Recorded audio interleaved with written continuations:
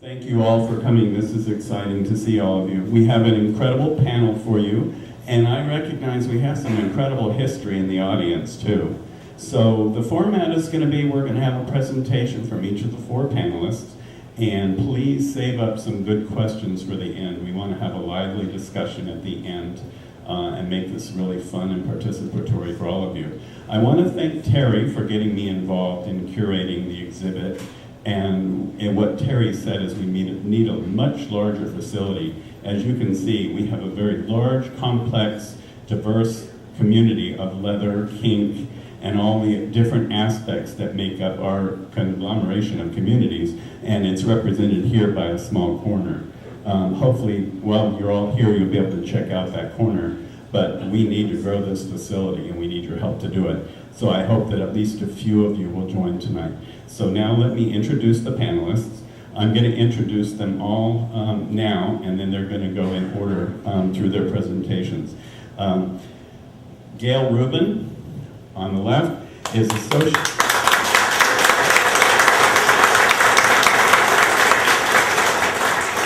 Gail is Associate Professor of Anthropology and Women's Studies at the University of Michigan. Deviations, a collection of her essays, was published in 2011. And I think there are a couple of copies here tonight, just a couple, so if you want it, you have to get it fast after the presentation. By Duke University Press. Her current book project is based on a long-term study of the history and social organization of the gay male leather community in San Francisco. So that's Gail, and Gail will be going first, but I'm going to go through and introduce. Jordy Tackett Jones is an independent scholar, curator, artist, activist, a lifelong pervert. Is there anybody in this room who's not a lifelong pervert? but still, it's a badge of honor, though. He is the author of The Mayor of Folsom Street, the autobiography of Daddy Alan Selby, aka Mr. S. And this is his book. I don't think you have any tonight. We did the launch last night, it's sold out. So,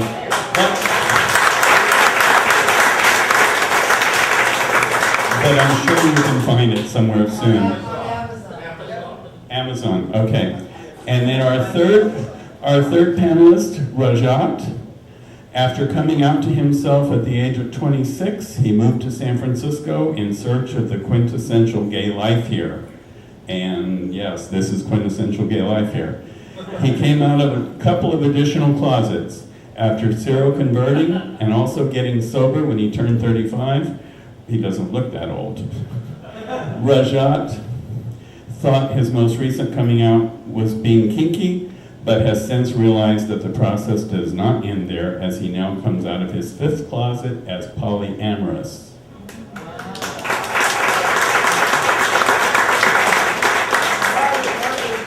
And then our last presenter on the panel, and definitely not least, is Grace Bannon, a longtime organizer, writer, educator, speaker, and activist in the LGBT, leather, kink, polyamory, and HIV/STI prevention realm since 1973.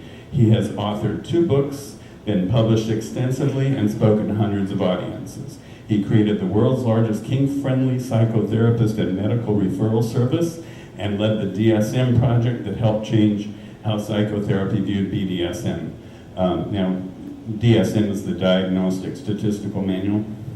Okay, and Race also founded a groundbreaking alternative sexuality publishing company was an internet radio sex talk show host, received national and local awards, appeared in numerous documentaries, and currently writes for the Bay Area Reporter.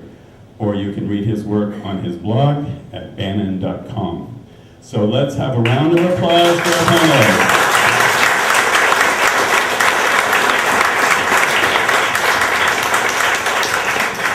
And with that, I will hand the microphone to Gail Rubin. And Jeremy, you're ready with the slides? Yes. My job on this panel is somewhat impossible. I'm supposed to tell you something of the history of leather, plus leather in San Francisco, in 20 minutes. So this is a little less combobulated than my usual talks. I was trying to push this all together, and I don't think it's quite coherent, but and I hope my slides are in the proper order, but We'll see. Anyway, I wanted to start by thinking about what we mean by leather. Apart from the actual substance, the stuff, leather can mean a lot of things. To some it means kinky sex. To others it means a type of community. To others it means certain values such as brotherhood or integrity. Or it can mean masculinity, or refer to motorcycles and biker gear. How did leather get all these meanings, and for whom? Leather means a lot of different things to different constituencies, and moreover, leather, at least in the senses that we are using it, was not always there. It had beginnings, even if the exact coordinates are not entirely clear. So the first thing I want to do is show a little clip from Annie Hall, and I need my assistant, Jeremy, to pull this up. This is from the movie by Woody Allen in 1977, and he was talking about his classmates, and he says, I wonder what, when he was about 10 years old, he says, I wonder what they're all doing now. And one of them says, I am the president of the Pincus Plumbing Company. There are all these 10-year-olds. And another one says, I sell taluses. And another one says, I used to be a heroin addict, now I'm a methadone addict. And then this really geeky girl in a little tiny dress with this little white collar says, I'm into leather. When I saw this movie in 1977, the whole audience cracked up because she's so dorky. And the joke depended on thinking of that dorky kid growing up to do S&M. Basically, everyone in the audience knew that's what it meant. But leather did not always have those connotations, and in fact, if we go back to the late 19th century, when the sexual perversions were first being named by medical sexologists, leather wasn't even a particular fetish, much less a shorthand for what we now call BDSM. I would argue that this meaning that we now have came from the gay male leather community, which didn't form until shortly after World War II. In the late 1940s, some gay men began to form a new subculture that was organized through three major themes and icons. Why couldn't you have been more like Donald? Now there was a model boy. Tell the folk where you are today, Donald. I'm with a profitable tryst company. Boy, sometimes I wonder where my classmates are today. I'm president of the Pincus Plumbing Company. I sell taluses. I used to be a heroin addict, now I'm a methadone addict. I'm into leather.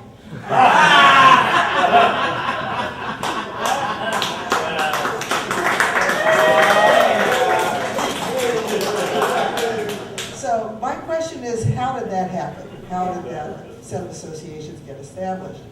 And I would argue that this goes back to the gay male leather community as it got organized in the late 1940s around three major themes and icons. That is, first of all, gay masculinity, second, motorcycles, and third, leather. Initially, and kink, actually, although kink was only a part of it. Initially, these men became connected through informal networks and private parties, but by the mid-1950s, they had developed a small set of anchor institutions, mainly leather bars and gay motorcycle clubs in major cities. Like other parts of the gay population, leather life expanded dramatically in the 1970s and began to undergo a lot of attrition in the 1980s. It would be a mistake, however, to simply equate gay male leather with sadomasochism.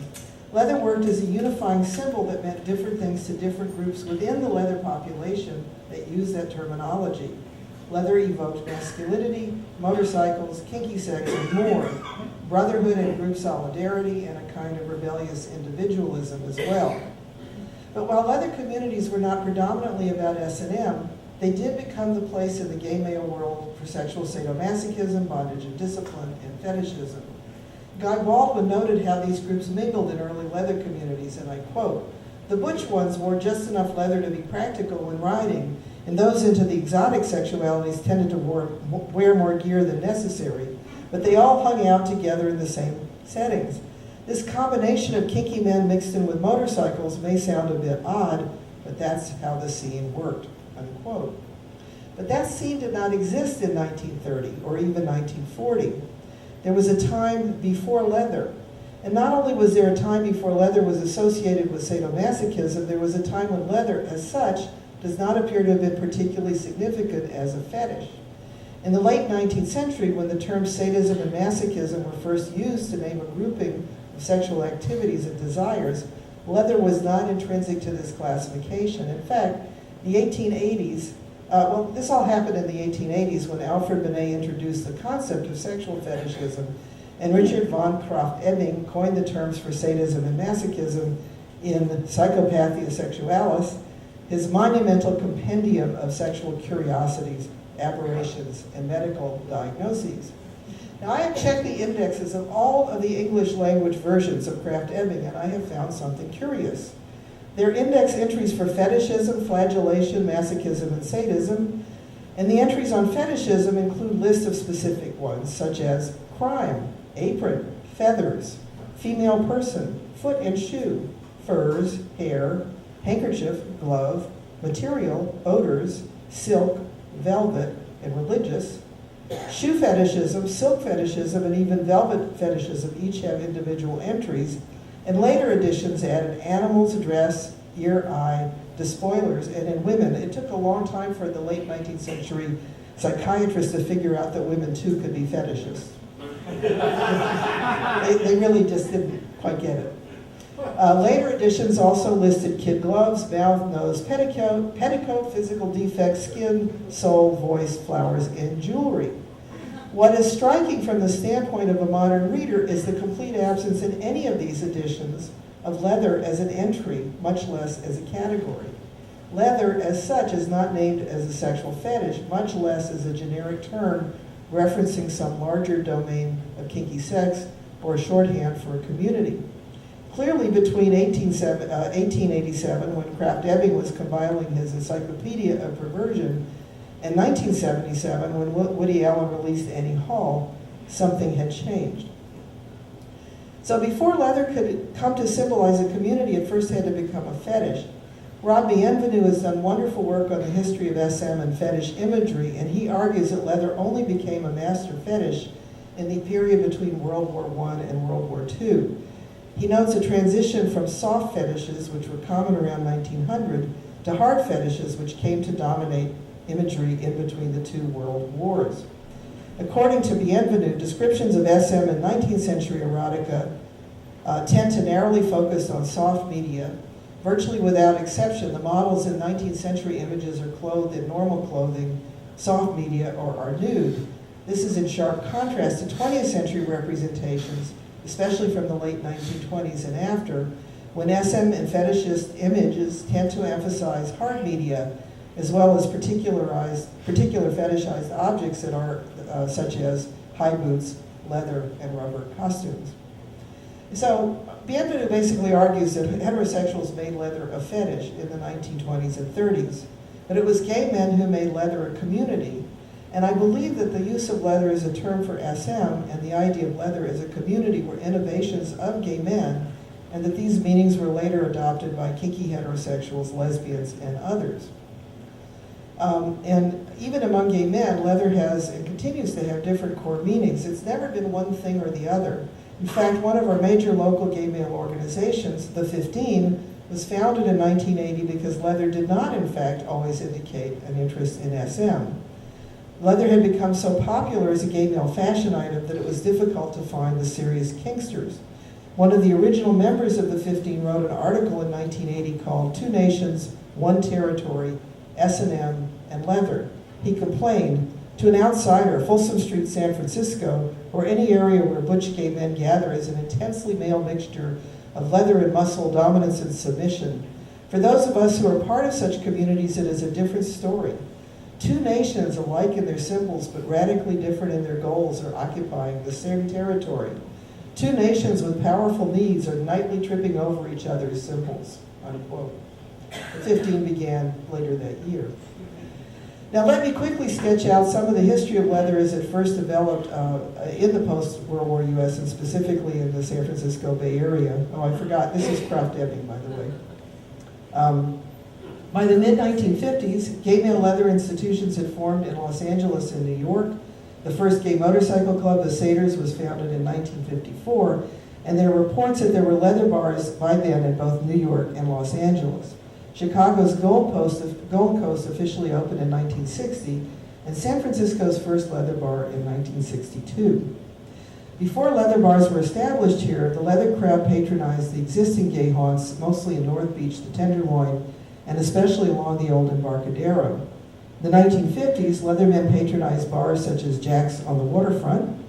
Jack's was one of the many bars that was closed. This is where I need another hand here.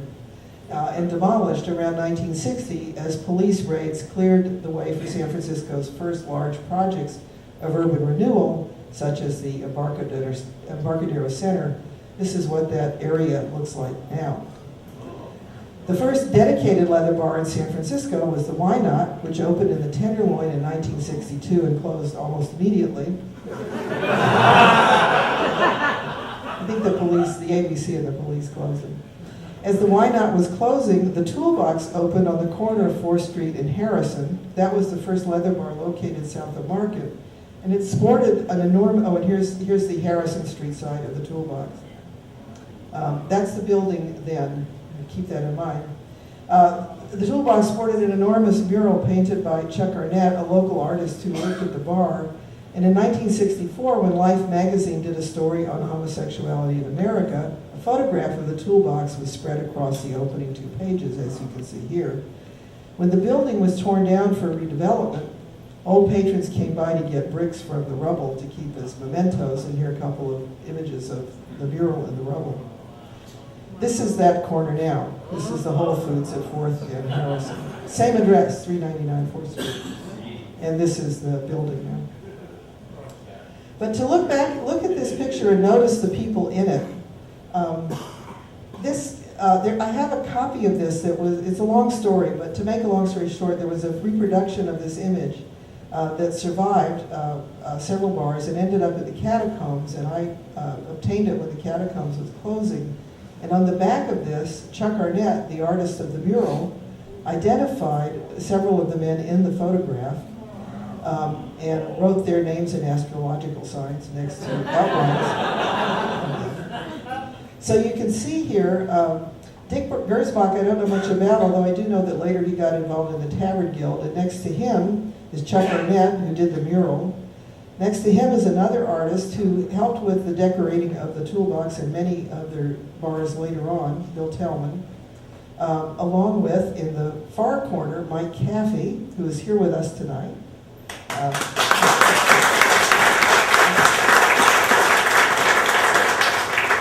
Chuck, Mike, and Bill went on to kind of create the visual iconography of leather San Francisco by working at many bars, not just the Toolbox, but then the Stud, the Red Star Saloon, the Ambush, and Mike can tell you any others. And Mike also did the famous statue, the Leather David for Phoebe's, one of which is in the corner back there.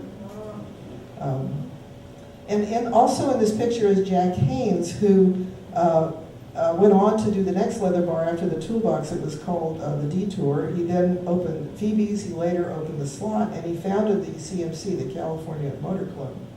So these were sort of a key group of individuals from the local leather scene. Then the story that I heard from Mike is that the Warlocks was the first motorcycle club here, but you had to have a bike to be in the Warlocks. When Jack Haynes moved up from Los Angeles, he had to get a truck to run his business. He didn't have a bike. So he founded the CMC. You notice it's a California Motor Club, not the California Motor Bike Club. You could have any motor. It could be an RV. It could be in a CMC. He had his truck. I think that's the right story. Mike can correct me if I'm wrong. The leather scene moved to Folsom Street in 1966 when Phoebe's and the Stud opened. This is a picture of the Phoebe's Leather David and one of their posters. And that's the Stud where the Holy Cow is now. The Stud then later moved over to what had been the Arena, and that's where the Stud is now. Several other bars then opened up along Folsom Street, including the Ramrod in 1968. Here's the Ramrod then, and the Ramrod a little later. And then there was a bar that opened up between Phoebe's and the Ramrod that was just called the In-Between. It's where the Brig ended up, and is now the Powerhouse. In the interim, it had a lot of other names, the Phoenix, the Bolt, the No Name, Cow Palace Saloon. And Mike can also tell you stories of Lexis Muir, who was a trans woman who owned several of these early bars in the buildings they were in. Leather bars and sex clubs and bands multiplied through South of Market, in South of Market throughout the 1970s. I'll just give you a few. Here's the Red Star Saloon, the Black and Blue, the Folsom Prison, and of course the Ambush, the Stables, the Boot Camp, later the Lone Star Saloon. The black and white image is a paper cutout by Joseph Bean from the Cauldron, and the other image is of the Folsom Street Barracks. You can see the impact of the 60s on some of the iconography there. And this is the Slot, photo by Danny Nicoletto. And this is the Slot, a photo by Mark Chester, who is here with us tonight.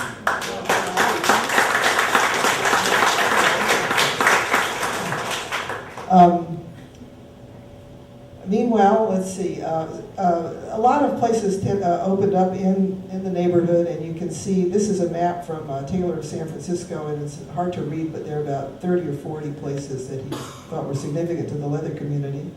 Meanwhile, Drummer Magazine relocated from Los Angeles to San Francisco in 1977. Drummer was a major leather magazine, and because it was local, it publicized the Bay Area scene to a national and even international audience, making our footprint seem even bigger, actually, than it was. But it's true, by the late 1970s, South of Market had become one of the biggest leather and gay neighborhoods in the world. As shown in this poster for Taste of Leather with the image by Rex and other local artists leaning on the Folsom Street sign. And as a result, Gay South of Market acquired a number of nicknames, including the Folsom, the Miracle Mile, the Valley of the Kings. And it was probably at its maximum expansion by 1981. And then, suddenly, it collapsed in the early to mid-1980s. Between 82 and 86, all of these places closed. The Cave, the Trench, the Arena, the Brig, Chaps, Phoebe's, the Ambush, the Ramrod, the Handball Express, the Hot House, the Cauldron, the Catacombs, Animals, the Boot Camp, the Slot, South of Market Club, and a number of others. Many of the bike clubs ceased to function, and because this collapse coincided with the AIDS epidemic, and because of stereotypes that leather sex was particularly dangerous, most local commentary blamed the attrition of leather institutions on AIDS. I would argue against that interpretation, and I think that the expanding real estate pressures from what became the Moscone Center, as well as the quite misguided campaign to close the gay baths, had more to do with the general collapse of the neighborhood. And I just have quickly this poster from an event that was hosted by Spur to encourage the South of Market land rush. This was in 1981. It shows Dianne Feinstein about to shoot the gun so that the developers could sprint across Market Street and jump over all of the hurdles to get to the South of Market pot of gold. And if you look carefully, you'll see the hand of someone from the old neighborhood crushed under the pot of gold. But this is kind of a short version of what's been happening to the real estate economy South of Market since the 80s. In any case, by the late 1980s, the attrition had largely stopped and some new leather businesses had opened in the neighborhood. Two of our street fairs, the Folsom Street and Upper Alley Fair, became increasingly important anchors for South of Market leather. The Folsom Street Fair began in 1984 and was not a leather or even a gay event. This is the poster from the first Folsom Street Fair called Megahood. The two founders, Kathleen Cannell and Michael Valerio, were active in low-income senior housing and in opposition to downtown-type developments that were then threatening the neighborhood. So the first Folsom Street Fair was mainly an anti-redevelopment event, and it only gradually acquired its character as the world's largest celebration of kink. Here is the second poster from the second Folsom Street Fair called the Attack of the Street Fair. You can see again, this is not a leather image. What were the years of This would have been 85. And then I will fast forward to the 13th annual fair, which is in 1996. That's the first one that has an explicit leather image on the poster. There were a series of posters in between that started to have gay colors and then leather pride colors, and a little chain was in the 10th one, but this was the first really explicit one. The other fair, the Up Your Alley Fair, began on Ringgold in '85 and was a gay leather event from its inception, founded by Patrick Toner and Jerry Valer as an AIDS fundraiser. And I'm going to briefly, really quickly, skim through some other important developments. First, I want to say a little bit about the mixed gender, mixed orientation population. The first social and educational and political SM organization in the world for a mixed gender, mixed orientation group was the Eulenspiegel Society, which was founded in New York in 1970. 2 years later, Cynthia Slater and her partner Larry Olson tried to form an SM group here in the Bay Area. That became the Society of Janus. I think the official founding date for Janus is 1974, and of course it is still an active and important part of the local kink community. And in 1978, the first lesbian SM organization, Samoa, wait, go back, here we are. Samoa was founded. This was the leaflet that was handed out to get people to come to the first meeting. And this was the first hanky code for women that we published. That's the back of the hanky code. We also published a little booklet called What Color is Your Handkerchief? And then finally the anthology Coming to Power. Samoa ceased operations in 1983. It was succeeded by the Outcast, which was later succeeded in 1997 by the Exiles, which is still about to celebrate its 20th anniversary. During the 1980s, San Francisco Leatherfolk were also in the forefront of building coalitions across the boundaries of gender and sexual orientation. The first SM community contingent in the local Gay Pride March was a joint project of the 15, the Society of Janus, and the Outcasts. That was in 1986. Also in 1986, International Ms. Leather was founded here in San Francisco. And a year later, in '87, a group mostly from the Outcasts formed the I'm sorry, there's a few more Outcast Samoa items here, which I'm behind in. We did the first Ms. Leather contest, actually. It was in 1980 or 81, I can't remember, but the woman on your left, that was the first Ms. Leather ever. Her name was Rachel. It's a photo by Honey Lee Cottrell. Anyway, up to the '87, this was the San Francisco Original Precision Whip Drill Team, which was a marching contingent for the parade that used whips in coordinated routines rather than batons or rifles. We had some men and we had several people from Janus, but it was mostly women from the Outcasts who were in this. This is the drill team marching up Market Street. A little close-up of a few members of the drill team. Our front row, these are our best drillers there. And then this is some of us practicing over at the old Shotwell Meeting House. And I want to end with some very brief remarks about one of the most recent expressions of local leather, which is the Leather History Walk that just opened up on Ringgold Alley. I've only skimmed the surface of Bay Area leather here, and I urge you to walk the alley and see some of the markers that commemorate some of the people, places, and organizations that have done so much to create this marvelous and very local community. I mentioned a few in this talk: the Wynot, the Toolbox, Phoebe's, the Barracks, the Society of Janus, 15, Samoa, the Up Your Alley and Folsom Street Fairs, Drummer Magazine, the Warlocks and the California Motor Club, and International Ms. Leather. I've mentioned Chuck Arnett and Jack Haynes and Cynthia Slater and Alexis Muir, but there are many more. Mark Thompson, Tony DeBlas, Marcus Hernandez, Philip Turner, Steve McEachern, Hank Detone, Jim Kane, Kerry Bowman, Kim Ferguson, David DeLay, Tony Tabarozzi, Jeff Maines, Sam Stewart, Jim Kane, Robert Opal, Ron Johnson, and Lurch. And of course, the late, great Alan Selby, who is the subject of the new book out by our next speaker, Jordan.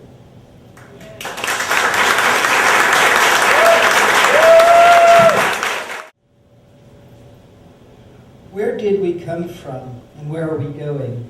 And why does it matter? What good is history? What can it offer the future? We humans are social animals, and we are communicative animals. We talk to each other about each other.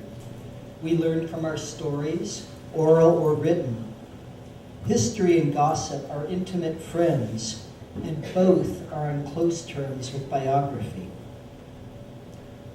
Daddy Allen, who was he? He was a man of his time, a 20th century man. He was a man of many places, a traveler, an expatriate, and an immigrant, an Englishman who ultimately became an American. He was a gentleman, a leatherman, a rubberman, and a veteran of the Royal Navy. He was creative and passionate, a hard worker and a harder player, and he was very, very kinky. He was a good salesman and a mediocre businessman. He was a people person. He was a legend. He was a peach of a man with a plum of a voice. Alan Selby, the S in Mr. S Leather, the original San Francisco leather daddy, the mayor of Folsom Street. More dominant and kinky than strictly sadistic, Alan was a notorious flirt who mentored hundreds and fucked thousands. Those he knew became better, stronger, more knowledgeable, and more powerful for having known him.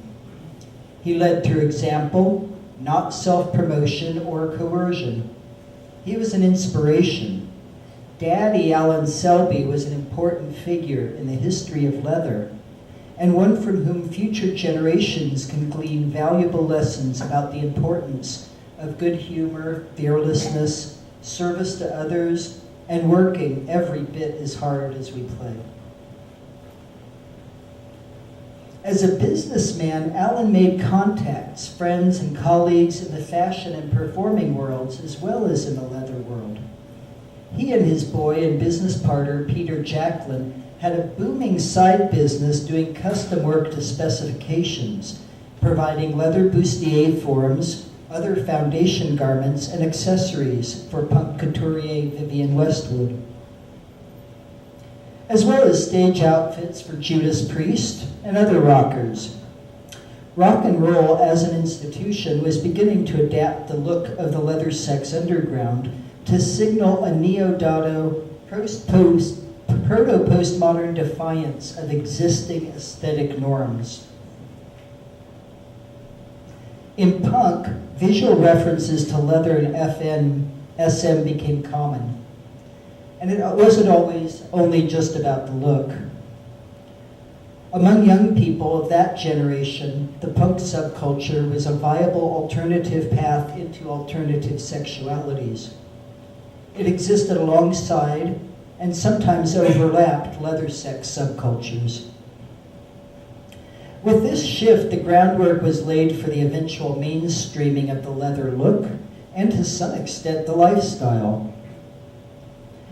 Alan was to note in later years that there had been those in the scene who disapproved of what they perceived as his role in the popularization of what had historically signaled underground sexualities. This was the only context in which I recall him using the term old guard. His critics were men of Alan's own generation, but of a very different mindset. Alan was a popularizer. His critics wanted the scene to be invisible to straight society.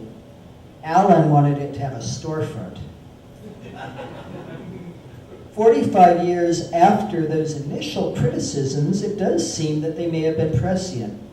Whether one celebrates the mainstreaming of leather, kinky sex, or mourns the apparent loss of its outlaw status, there's no denying it. At the time of this writing, the popularity of the BDSM-themed heterosexual romance novel, 50 Shades of Grey, has spawned a line of kinky sex toys manufactured in China and available at a Target store near you. In a recent episode of The Simpsons, Homer and Marge turned their bedroom into a dungeon. And in a BMW television commercial, a stereotypical little old lady casually remarks, "Your grandfather loved it when I wore leather. He was a very dominant man." This is just a sample. In a society intent on turning every experience into a commodity, kink is trending. Alan would be amazed. Alan was proud of his role as a community educator and informal mentor. He was a regular guest speaker in classes in human sexuality at San Francisco State University. He would take his toy bag and list an attractive graduate student to carry it across campus and give very popular show and tell talks in the psychology department. Alan also quietly mentored many of today's respected leaders in the leather world. He was always grateful for the knowledge and experience he gained in the early days in London with his own mentor, Felix Jones, at the various motorcycle, leather, and rubber clubs. And he was always eager to share his own knowledge and to make key introductions.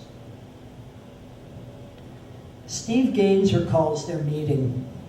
I first met Alan at the San Francisco Eagle. I went there when I got to town in 1987.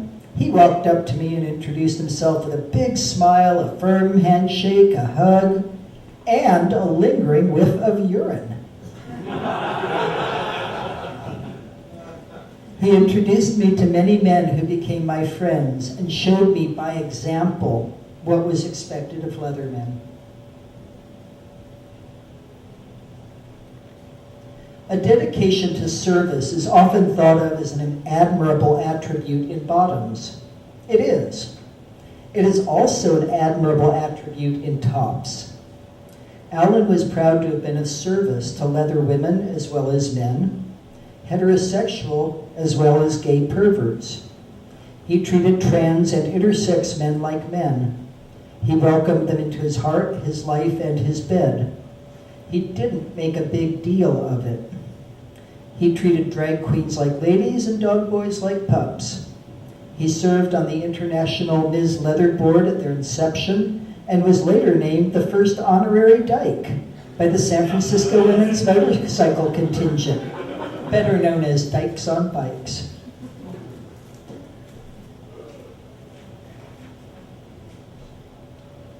Peter Fisk notes, Alan is the most non-discriminatory person I know in the leather community. He has a real gift for liking everyone, and that means all races, genders, ages, interests. Alan likes them for themselves. And he's extremely non-prejudiced. For an older man, he's as modern as somebody in their 20s, in the sense of being open to everyone and everyone's different opinions.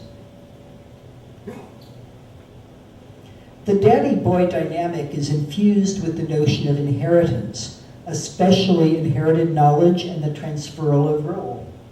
Alan identified very strongly with being daddy and was among those most responsible for the proliferation of this fatherly paradigm throughout the leather community.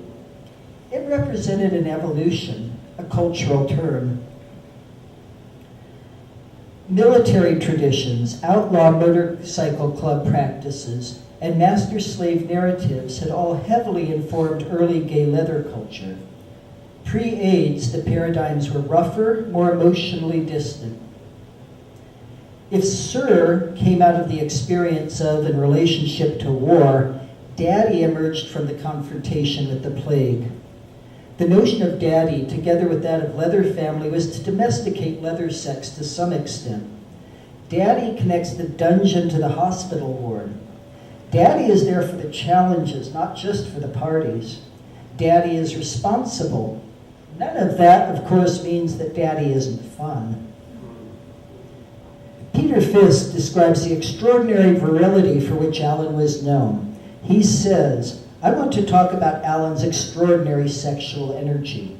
That man, who is now, I won't even say how many years old, has more sex in a week than I have in a month. He has a succession of dear and sweet boys, most of them, who just love playing with daddy. He seems to be knowledgeable, and he is knowledgeable. He seems to be attractive and horny, and he is attractive and horny. He's got one of the biggest dicks in San Francisco, and he knows how to use it. Alan was a horny fucker, but it wasn't just about sex. Despite his subcultural fame, he put people at ease. He set a standard that others still try to meet. He met tragedy with humor, showing the strength required to exhibit a defiant, life-affirming cheerfulness in the face of unimaginable loss. He was also, as he would smilingly say about others, very kinky. He was sexy and fun. He had a heart of gold, balls of brass, and a will of iron. He had a profound effect on his friends and could have a life-changing effect even on acquaintances.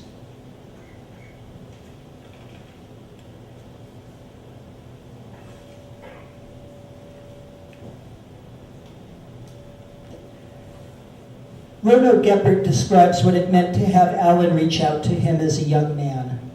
I met Alan several times when I was just beginning to discover myself in the South of Market bars in San Francisco. I was 17 years old with a fake ID, begging doormen of all sorts just to let me in, promising not to buy anything from the bar, just to stand and look at the men who drove my dick hard. Of all the rejection I felt from the leathermen after whom I lusted in my youth, Alan was the first one who let me know I was on the right track, and even once let me know the reason no one would take me home wasn't because I was not somewhat attractive, but because I was jailbait. More than once, he politely felt me up and patted my ass with approval and said something casual like, "See you in 5 years after you've learned a thing or two." We never had a deep conversation, no moments of enlightened repartee. To me, Alan was just one of those men driving me nuts, but he was the only one who took a moment for my sake, and for that I'm forever indebted to him. His friend Braylon Thornton remembered him, saying, "Alan Selby comes to life with every mention of his name. Alan Selby is every man and woman tasked with describing him, talking about him, remembering him. Alan Selby is the first one to greet curious boys who venture into the store that bears his name. Alan Selby is the voice that introduces future friends and playmates who enjoy a beer at his favorite watering hole on Sunday. Alan Selby is the wisdom that enables developing title holders to realize their ultimate potential. Alan Selby is the refreshing rag on the fevered forehead of the convalescing stranger, and the plate of food to the hungry shut-in. Alan Selby is the heart and soul of future generations who see, feel, play, smell, and live in leather. Alan Selby is the myth. Alan Selby is the legend. Alan Selby lives with us on the streets, in the city, amongst the family that he loved.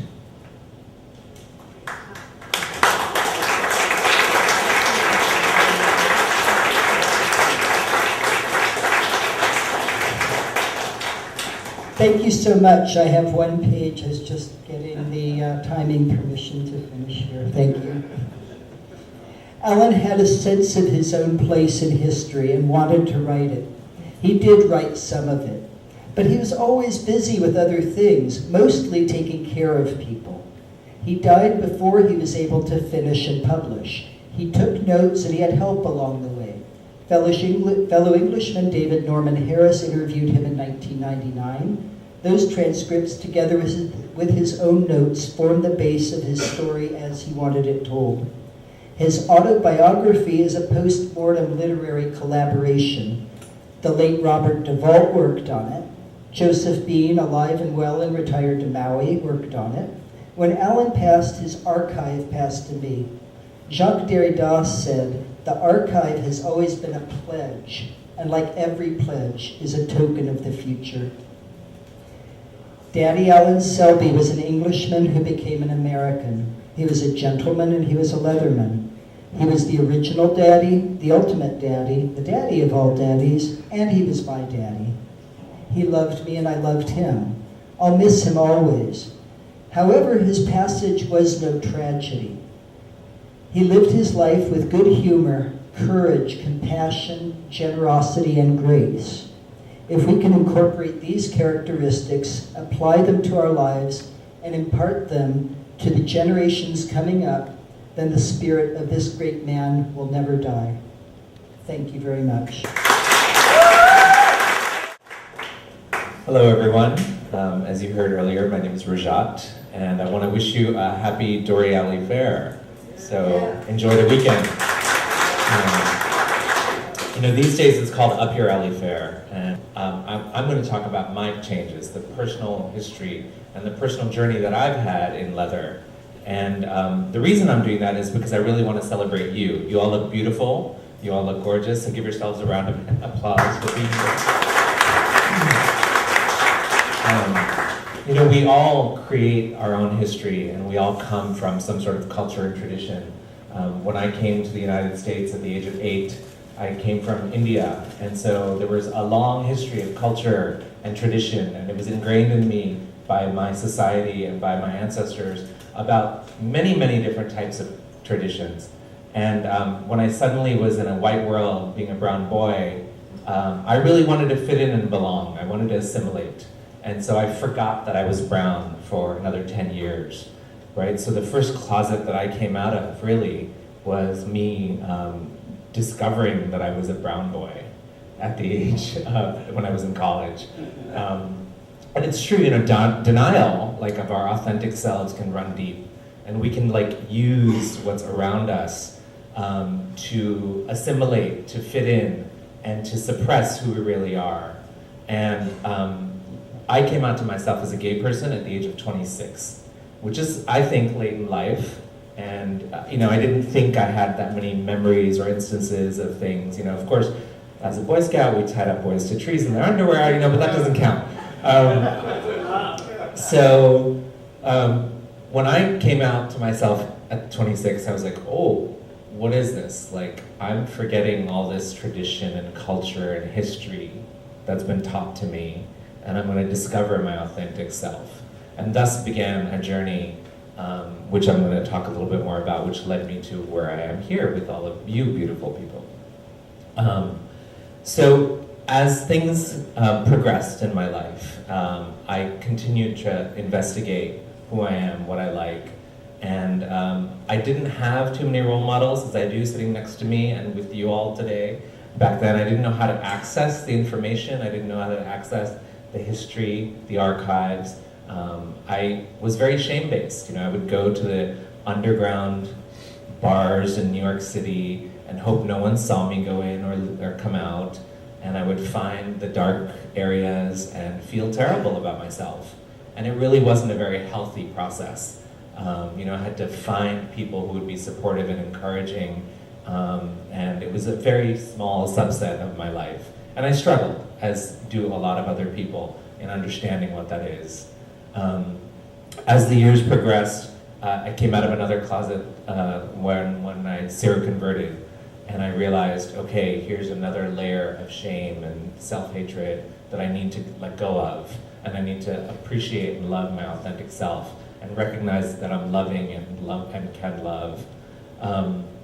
That went along with my sober journey as an alcoholic man who chooses to live a life, one where I, you know, want to be present for who I am, rather than check out from my experiences. And that's one of the things that I love about the kink leather community, is that we really, so many of us are really here with each other, we're really connecting. As we've talked about, you know, connection and community is a lot of what this is about, and that's part of my journey as well. I went to a panel once that Race was speaking on, where he talked about coming out of the kinky closet, how important it is. And I sort of want to invoke, you know, Harvey Milk and compare, because so much of all of this is really the importance of coming out to ourselves first, and then coming out to others and getting rid of the shame and self-hatred and community voices. And I have lots of my friends who, like, speak right directly to me about my kink and my fetish life. And I walk proudly with it. And the truth is, often when they're not amongst their other friends, they'll talk to me about their own personal interests and, you know, recognize that they struggle with, you know, identifying and letting that sort of acceptance around their community or society or even family sometimes come into it. The most recent closet that I've been interested in and exploring with some amount of struggle, like, you know, I found Dossie Easton and talked to her for hours about polyamory and how much I hated her book. And how much I struggled because, you know, that Indian tradition that my father taught me about was marrying this one woman and having this family, and how that was the only path to my happiness, son, right? That was what he told me when I told him I was gay. So I was a big supporter of marriage equality and still am. But as I struggled to have long-term boyfriends and realized the abundance of love, as Dossie has taught me, that really, polyamory is what we're practicing, and that being in the present moment, which my sobriety teaches me, that if I make a connection, a genuine connection, and we consensually negotiate a certain kind of act that involves some of the things that I enjoy. So you might see some rope on me, you might see some rubber, you might see some leather, there are lots of things, but I'm also enjoy things like power dynamics, erotic control, things that you don't see that are happening, things that you might be happening in this room that you might not know about, right? So as I came out with all of those, I realized, yeah, I can be polyamorous, I can meet and be with other people. And so there's an evolution, Gail talked about history, but she also mentioned the word innovation. Like we are, as I am, inventing myself as I meet more mentors, as I meet more people, as I check in with myself. What is it that I love? What is it that, there were many things that I was very resistant to, so I'll sort of try and wrap it up by telling you a graphic story. And it's like one that I struggle with. It's one that I'm sometimes afraid to talk about because, no one wants to be judgmental, and so many people can be judgmental. I can be judgmental. It's like it happens in a snap. I don't always articulate it out, it doesn't come out of my mouth, but I think it sometimes. And so as I've been progressing in this journey, one of the places I went to was Berlin during Easter. And has anyone been to Berlin? Anyone like Berlin? King Fetish Life? Anything? Yeah. Okay, good. Trying to get some audience participation here. And the thing I discovered in Berlin was, I am who I am. So even though I'm polyamorous, even though I'm doing all these things, I really connect often with one person. And I build a sort of intensity with that person. And then over time, that intensity builds and it develops in different ways. So in Berlin, here I am at this incredible sex club with thousands of people, and it was crazy fun. I connected with one person, and that really brought me a lot of joy. And that one person, we kept in touch when I came back to San Francisco. Gunnar, I'm gonna say his name, I told him I was gonna be mentioning him today. And after we kept WhatsApping each other constantly, he found me on Recon eventually, and what I saw in his profile was very different than what my experience of our sex life was like, right? I travel with my ropes and other accessories, and so we had utilized all those things, but he had listed fisting as his primary interest, and I was like, I've let you down. I can't do that. I didn't do that. I don't know how to do that. I don't want to do that either, right? There's that judgment that I had because I thought things around shame, around what it means to be slutty, what it means to be, I was told I could be a little graphic, but what it means to be loose, right? And so I didn't want to be with someone like that. And I was like, this doesn't match the person that I met, my ideas of what I think it is versus what it is. And so, I really, as part of my growth process, as part of my rewriting my own history, which I encourage you to do as you discover yourselves and your authentic joys, is to allow yourself to explore the things that you are resistant to as much as the things you're interested in. So, because I cared for Gunnar, I thought, okay, how can I learn and understand this? So I started talking to people, like I did with Dossie or Race, about fisting. And I said, what's it like? I want to see it. I want to try it. And then I found myself a coach, Larry Shockey, and he stood over my shoulder while I learned to fist willing, people. And it was really difficult at first because I had to get over the mindset, right, of what it means and what my cultural, historical traditions and judgments were about. But actually, as I went into it, I was like, oh, what I love is intimate connection. What I love is power dynamics. What I love is really the intensity of play. And I was like, I love this. Ooh. So I didn't tell Gunnar, right? I went to Berlin 4 times that next year. And after I had been coached and practiced and got good at it, I went there and I said to him one day while we were there, I think I waited till I was there the third day, that the next day I would like to do this activity. He's like, oh, no, I'm not doing this with a newbie. And I was like, no, really, I think I'm, and he's like, why should I believe you, right? And so, of course, we tried it, and it was a completely different experience than my practice in San Francisco, because here's someone I really care about. Here's someone I have affection for, even love of sorts. And now certainly I do, but at that time it was still developing. And then when I got to fist him, it was incredibly different and incredibly connecting. And I'm trying not to use my hands too much while I talk.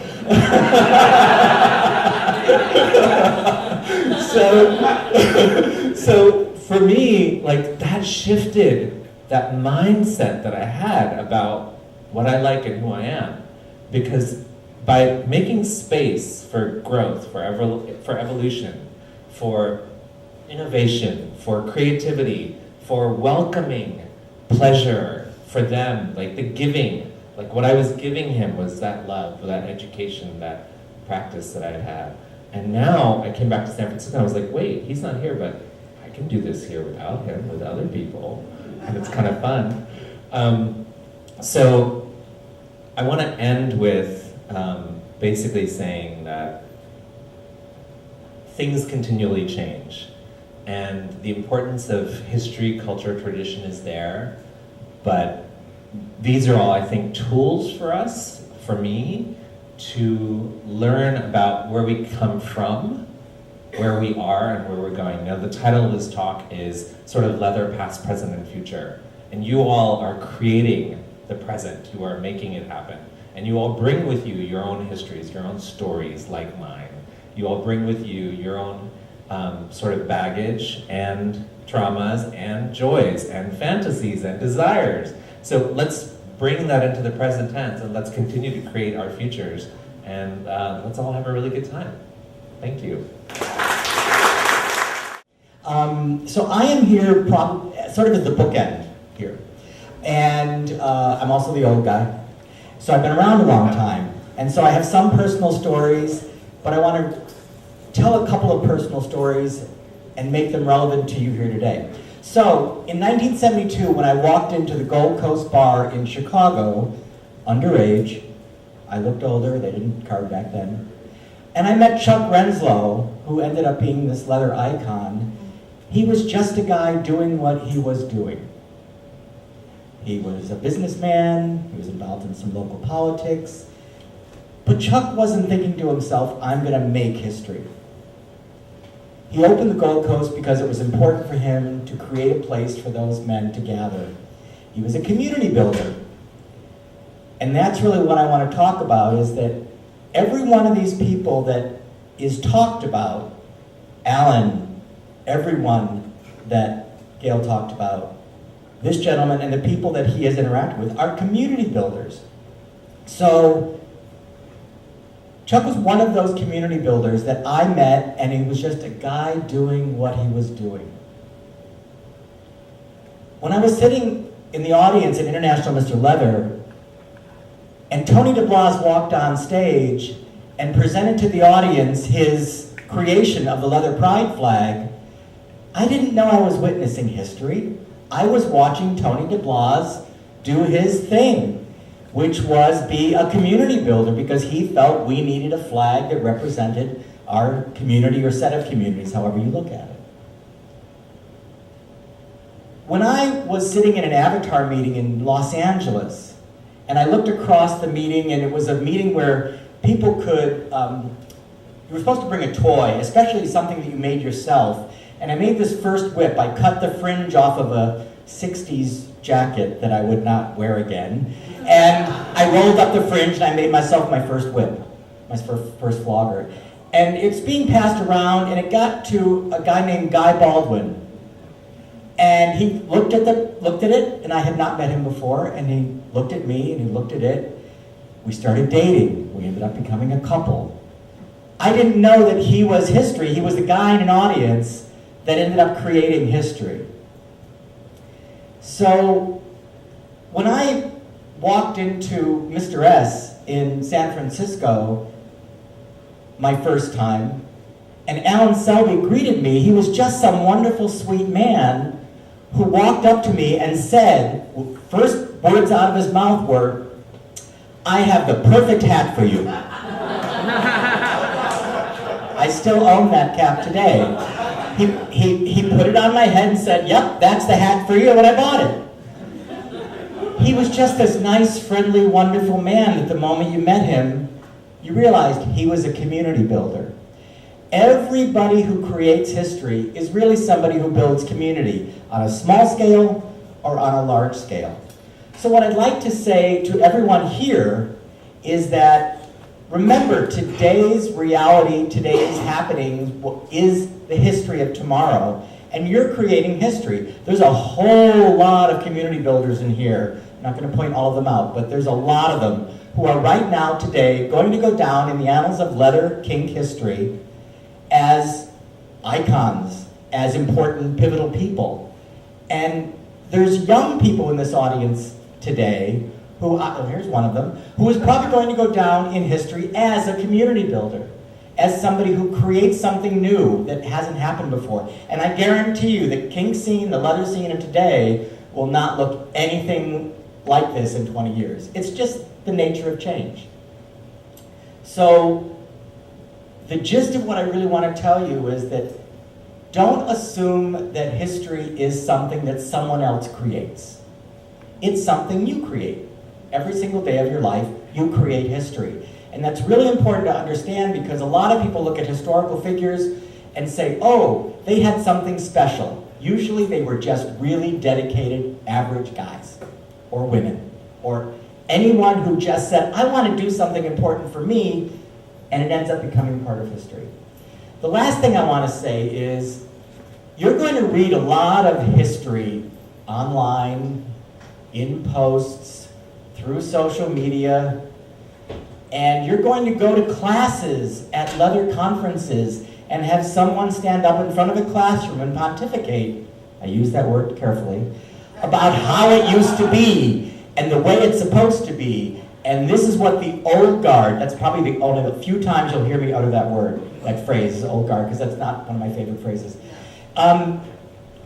Because I don't want anyone to think that history is something that is specific and absolutely cemented, except in a few rare instances. Usually history is something very much told through the eyes of the observer, through the eyes of the analyst, through the eyes of the historian. Ask any historian and they'll say, yeah, you have to kind of weave a story and create the reality that was existing at the time. That's what historians do. So don't believe a lot of the bullshit that you will hear about our histories, and therefore assume that you have to create your kinky life to look like that history was. Because very often that history is a lot of crap that has been mythologized and romanticized to the point where it really doesn't reflect what it was.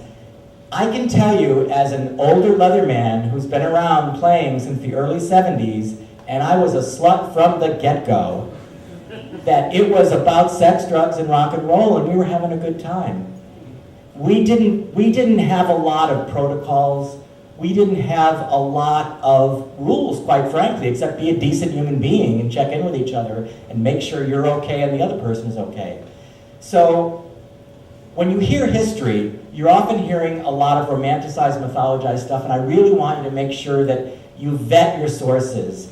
That, you have somebody like a Gail who just painstakingly vets her sources, and then you'll have a conversation with her, and she'll say, I think this is right, but I'm not sure. I need to double check. This is one of the greatest leather historians on the face of the earth, and she has to check whether something is true or not. So I'm going to leave with that, and let us go to questions. But number one, you create your own histories today. The community builders, many of you in this room, are the ones who will create our future history. And when you hear what doesn't sound quite right, it might not be. Double check the source, because that history may just be bullshit.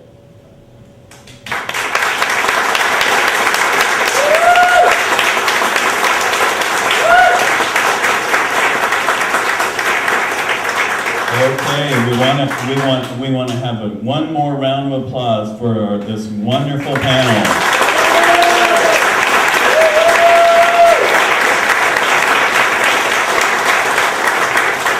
Okay, it's important that we hear the questions. You can address it to a particular panelist if you wish, or you can leave it open and let whichever one of them wants to address it. And we'll leave it that even if you address it to one of them in particular, if another one wants to respond to it, then we'll want them to respond to it also. So we need to try to have people speak into the mic. So if you can raise your hand. And Peter Fisk. Gail, this question is for you. And I want to share something with everyone, that when I get one of your emails periodically, regularly I might add, that says, I have a question for you. It's because Gail is a methodical historian, and she cares so much about accuracy that she's going to find the answer. Because memory plays tricks on us. It plays tricks on me. It plays tricks on everyone here. So thank you for your questions, Gail. Now my question is, we've talked a little bit about, I don't like the word old guard myself. I like to call myself no guard. But going back to the early days in San Francisco, specifically my time in the 1960s, do you remember anything like this spurious council of elders? Or really any sort of organization beyond the motorcycle clubs and what later became the Leather Alliance, which was basically scheduling. But I don't think there was anybody doing any sort of planning. I'd like to know what you have to say about that, or anyone else on the panel.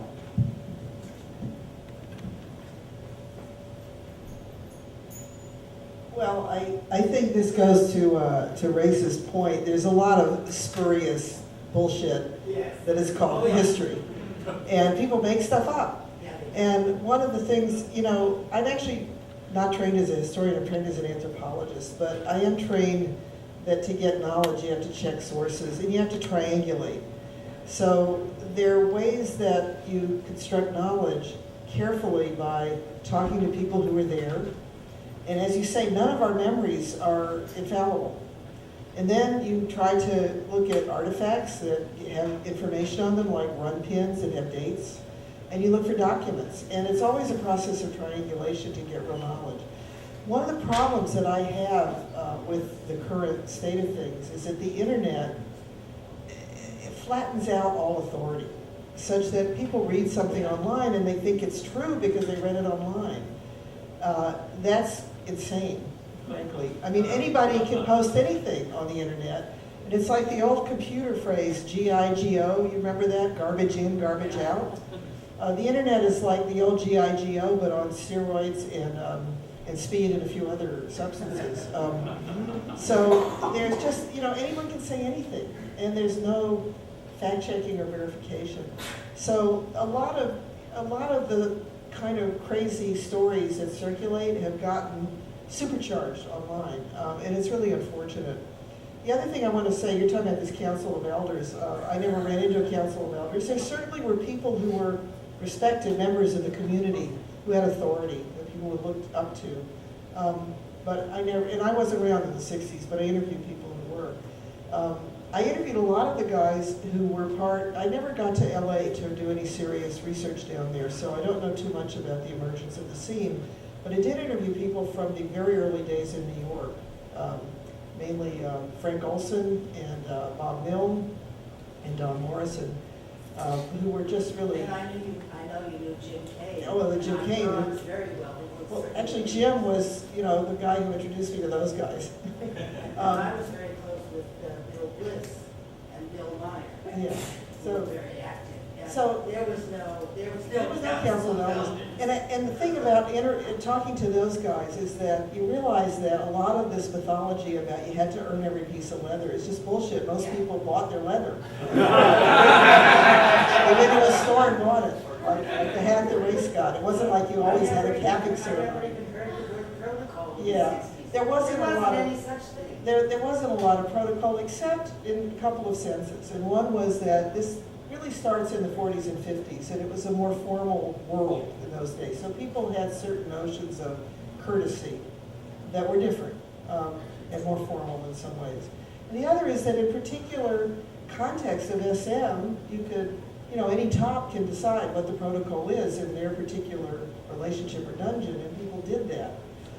But I remember dinners where masters sat at the table and Yeah. slaves sat on the floor, yeah, often naked.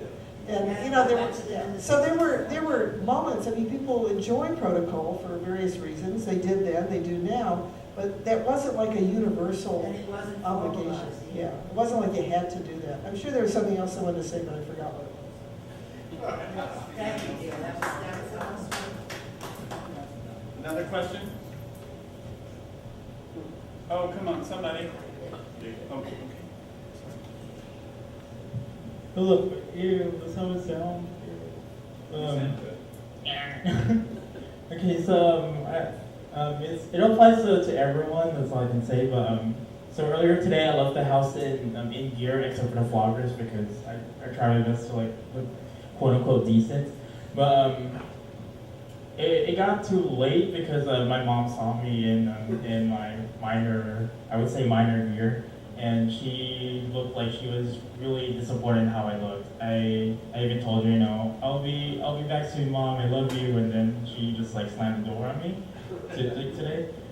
And what I would ask is that what would be your message to every young or maybe even underage or soon to be leather people, leather boys and girls and kinky people, and especially to those who are struggling with cultural distances, as such as my own cultural distance as well, because I grew up as a kid from the Philippines, and then we immigrated here to the United States when I was 11, which is 2007, I believe, and the family, the bio family seemed to forget that I was the one that taught them English. So, but yeah, what would be, just to reiterate, what would be your message to those who are struggling to quote unquote assimilate, even though you don't have to assimilate and all of that, but that's yeah. What would be your message for you?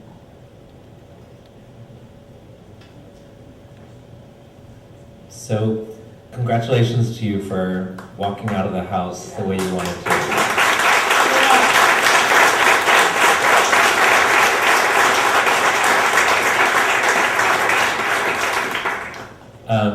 So I talked about assimilation a little bit in my story and how it didn't serve me in some ways, and I had to discover my true self. And one of the things that I get the honor of doing this year is being a mentor in the LDG mentoring program. And so I mentioned amazing people who I've learned from myself, and I've understood the value of finding people, like-minded people, where there's respect and people want to pass on some of the traditions or the knowledge and information to other curious people. And through that process of me finding my own mentors, I have now the honor to mentor others. And I've done lots of things like go to talks at the Ring or go to panels at the LDG, things of that nature, go to workshops with Body Electric, and recognize that there will always be dissenting voices and that I choose which voice I give more weight to. And then over time, as I live as a more happy, joyous person myself, my mother will learn to love me. Like when I would go on family vacations, in India we don't really talk about sex. We just notice that there's a new baby in the family, right? So they must have had sex, right? As I was talking to Eric about the prep project, the new videos that he's done, he's like, yeah, my dad shot a load in my mom, and therefore I was born, right? And that's sort of the truth. We talk about it so freely in like some ways in the heterosexual community, but in the homosexual community, the things we do are sort of looked at, examined with a different lens. So where I'm going with this is like allow yourself to find people where you can learn from, where you can feel good about yourself, and feed that voice, feed that sort of side of you that feels nurtured and nourished. Let me just say a couple of quick things. Number one, we talk about being kinky, into leather, whatever you want to call it, as a coming out process for many people, and it is. No two people come out the same way, at the same pace. Nobody has the same life situation. So because someone else came out a certain way doesn't mean that you come out that way. You get to do it on your own terms. That's my belief. So the other thing is that when you are telling someone in your life about your kink, your proclivities, your sexuality, whatever it is, we that are immersed in this community sometimes feel like we have to spew forth all these details. And the truth is, they don't need to know the details. So I'm just offering that as a bit of advice that don't assume you've got to spew forth every little detail about your sexuality and what you like and all your kinks. You don't. That's really honestly none of their business. So, but you can just give them a little bit of information. You know, when you come out gay, you don't say, Mom and Dad, I fuck butt. You know, you don't say that. You say, you don't get graphic. You don't need to do that with being kinky either. So come out on your own terms, in your own way, and realize you only have to give them just enough information to satisfy the need at the moment, but don't feel like you've got to give them everything.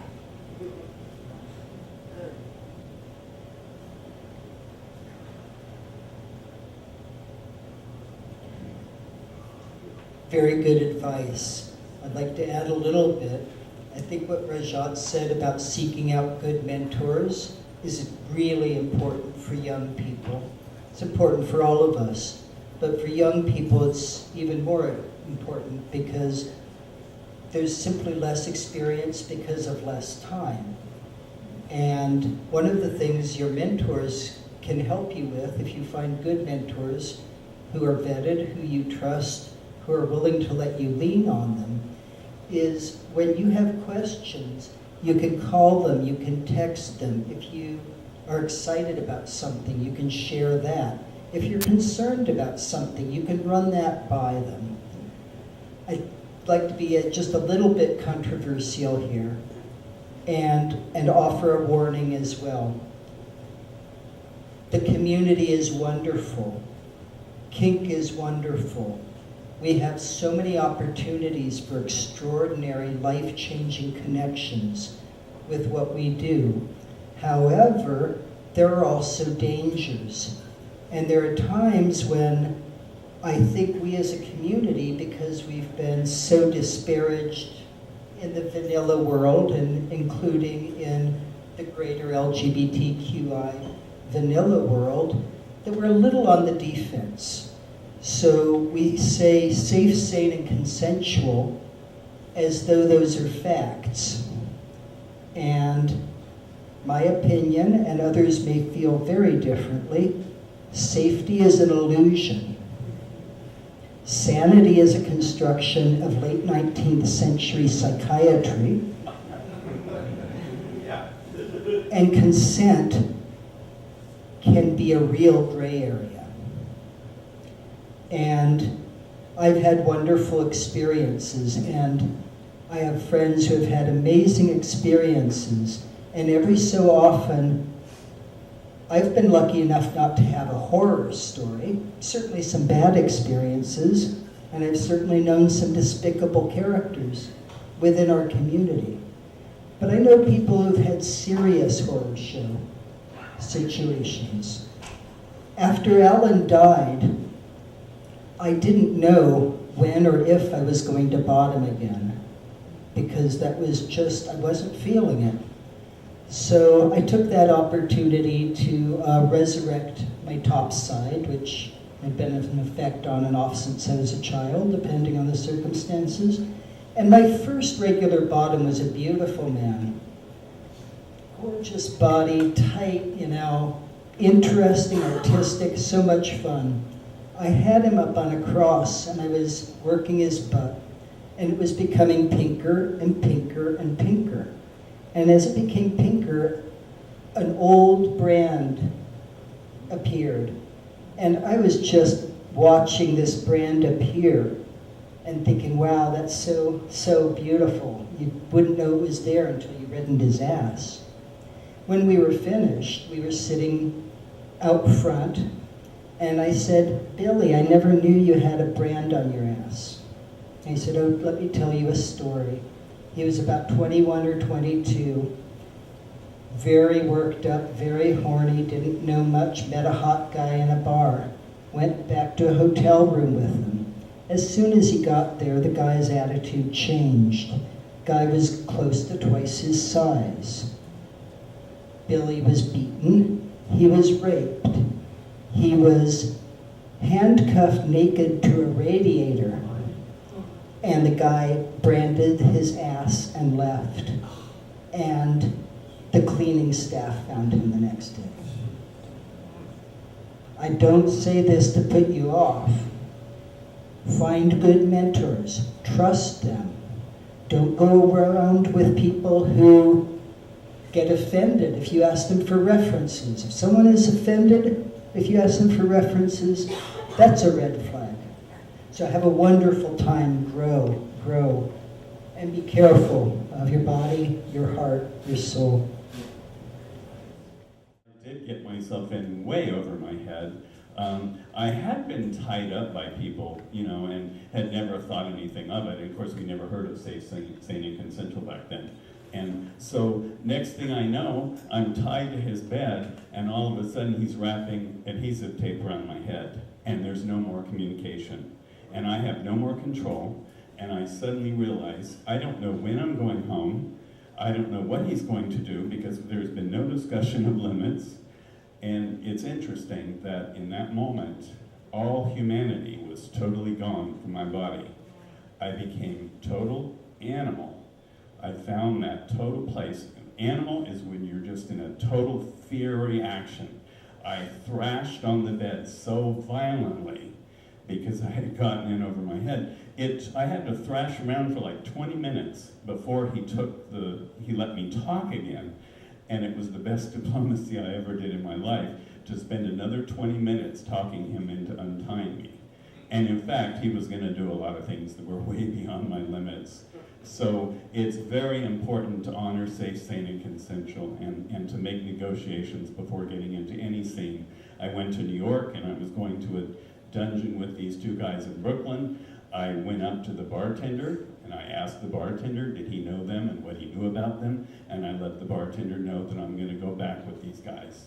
So that was one way to do it in another city where you don't know anybody. So do we still have some more time for questions? Only because it's about the hanky code. You talked about hankies, and it's a part of history.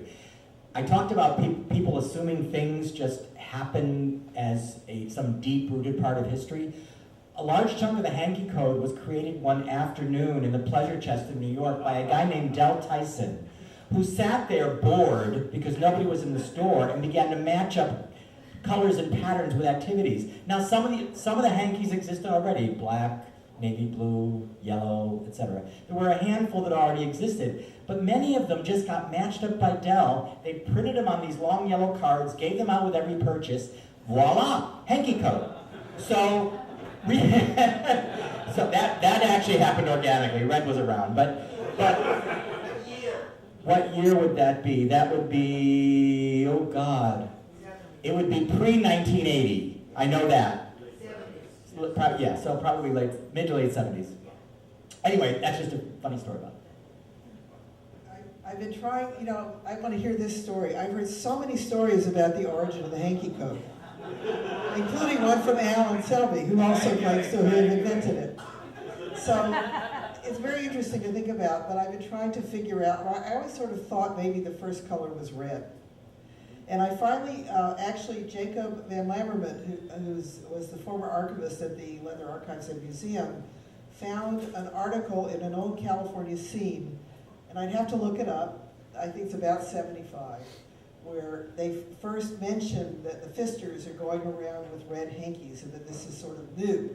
And my suspicion is that this started as a fisting signal, and then people began to add. But there are a lot of different stories about who invented the hanky coat. I would like to ask the audience one real quick question. How many people of here ever attended the CMC Carnival? There are a few of us. It's a very fabulous event. I would encourage you to ask these people what the CMC Carnival was like. One of the very best events I ever went to, and there is a CMC Carnival trick towel in the exhibit. Okay, we still have a Terry. Yeah, this is really for, well, for anybody, but I'm just curious if you can talk a little bit about the resources that are available today, especially for people that are just breaking into the community. I've started going to LDG meetings, and I think they're a really fantastic way to hook up, and the programs they have around mentorship. So maybe Rajai, you can talk about that a little bit. Yeah, so one of the best resources is Race, because he publishes a calendar of activities and he writes about things. And like Race, there are many others in the community, many of whom are in the room, who participate in creating community, creating connection, getting us out of isolation, and connecting with each other. And LDG is one of them. There are many others like it. I think trying to list them right now might not be the best, but if you go to, I'll let Grace. For the gay men in the room, I'm going to just say one resource, that's Leatherman's discussion group. It's not the only one, but I think it's one of the best central educational and socializing groups that gay men have. For women, I would say Exiles is the best place to connect, learn, network, etc. For heterosexuals in the audience, I would suggest Society of Janus, which is one of the oldest BDSM organizations in the United States and still functioning today, has a great orientation program, lots of good education, etc. The one thing I would suggest you not do is go onto a site like FetLife.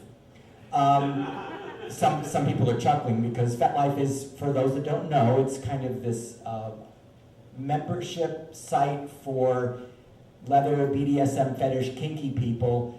I would say it's primarily a heterosexual realm because there's a lot more of them than there are of us.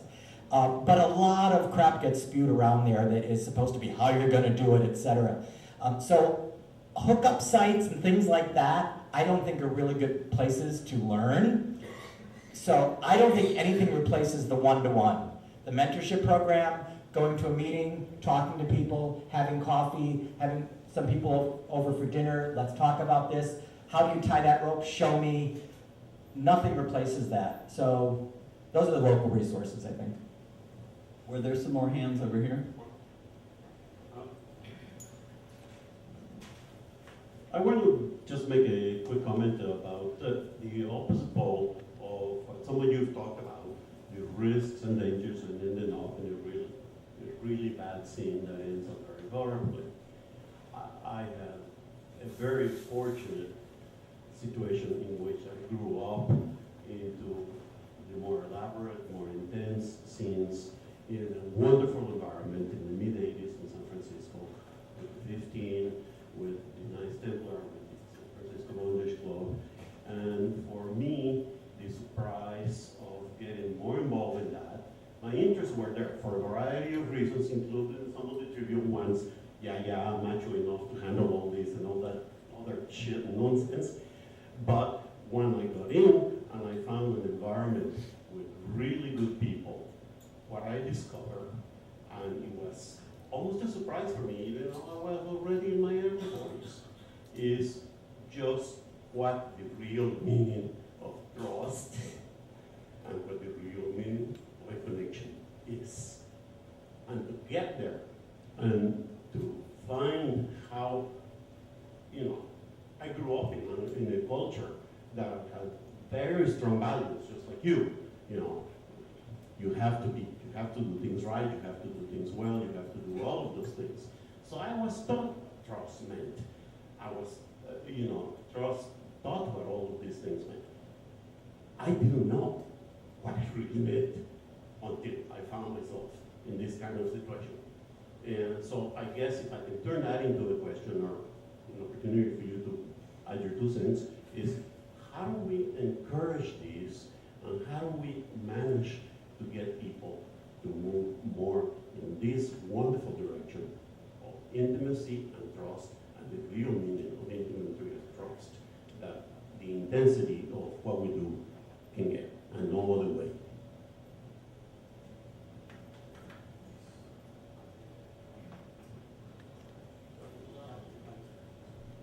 So one of the most attractive qualities that I find in sexual connection with all of these types of things is the vulnerability that occurs. And so trust develops over time, over experiences. So allowing yourself to be vulnerable and then connecting with someone who will not take advantage of that vulnerability, but help that vulnerability develop into that trust is, I think, for me, very sexually attractive and powerful. And both people have to participate in that. And sometimes there's an edge you get to, and then sometimes you don't know if you want to go to that edge, or you want to cross it and come back, or whether that boundary or edge changes for you over time. A certain thing or activity might be okay with one person or at one time, but different with a different person, or the same person at a different time, in a different place. Different things work for, I really believe in my sexual activities to co-creation. I don't have a screen or a script or a scene that I just replay with different people. For me, it's co-creating, reading the breath, reading the energy of the person that I'm with, and seeing what are they contributing to this dynamic right now, and what is the next thing that should happen based on the feedback. So it's a continuous cycle. It's a loop which develops, and if one is paying attention and not selfish with their love or actions, but generous, then that helps shift that paradigm. And it takes both. Both have to do it. Let me just quickly say that if you were to meet every one of the historical characters, and you knew many of them, that they laughed a lot, they knew that what they were doing was another form of making love. They really were the norm was that, it was not the exception. So I think most people understand that this is another way to make love, another way to connect, another way to bond with a person. And it's really the rogue outliers that are the dangers. And that's why being so connected, we talked about being connected, is so important to other people, network, etc.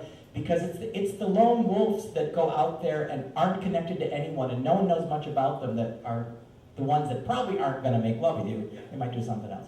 So I just say that the vast majority of people, I believe, in this scene play the way you're talking about. I don't think it's an exception. I think it's more the norm. I agree. The question is, how do we get to encourage this? Because to me, it is not just an ordinary sense of love that we have in the community at large. For ours, is really special. We go much higher in the sense of trust and intimacy and connection.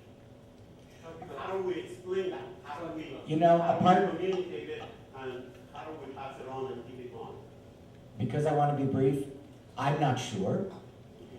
What I do know is that the only way to do it is to keep building community and connecting and talking. But I'm not really sure that I know of a way to specifically build that. Maybe someone else does, but I honestly don't. Okay, I think we can do one more question. Well, this is a statement in regards to the Hanky Code. Well, I can remember in the early 70s, let's say 73, it was keys, like key on your left would be like dominant anal penetration, and on your right, submissive anal penetration. I was in Arizona at the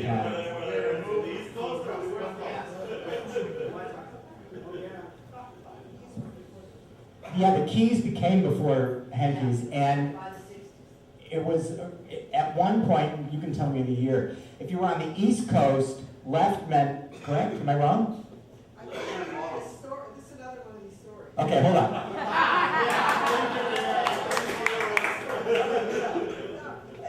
There's always this assumption that on the East Coast and the West Coast that the sides were different. That the left was master on one coast and the right was bottom on that coast, but then they were reversed on the other. But as far as I can tell, they were always the same on both coasts. Yeah, I mean, and I've asked Frank and Don, I mean, and I think one of the confusions might have been not top and bottom or, whatever, dominant, submissive, but the terminology, because S and M were often used, not so much coastally, but S could mean sadist and masochist, S and M, or slave and master.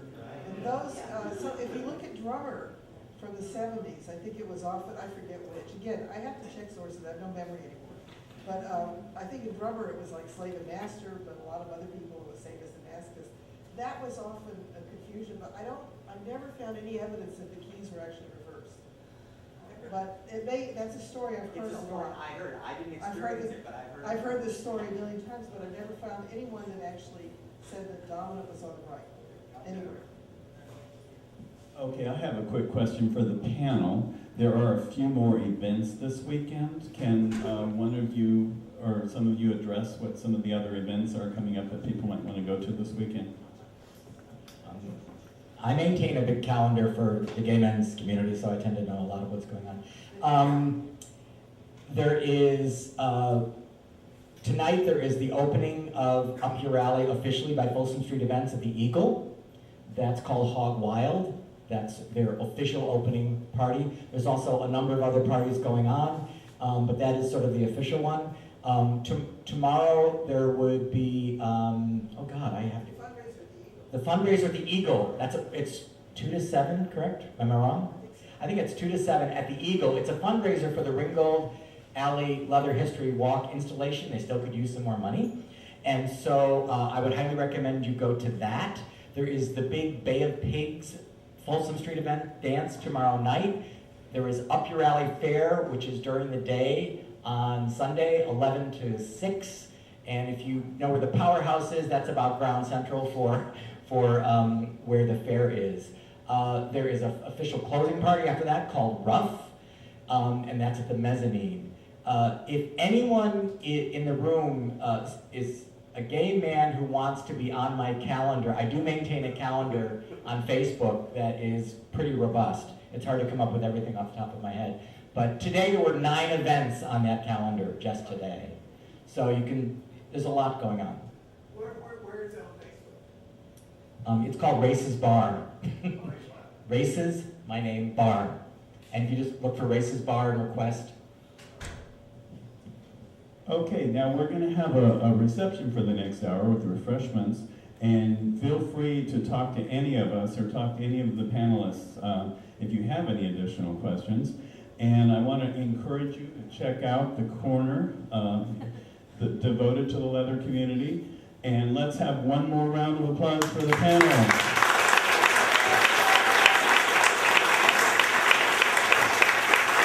And now I will turn it over to our Executive Director, Terry. Thank you, and another round of applause for Greg for putting this together. It's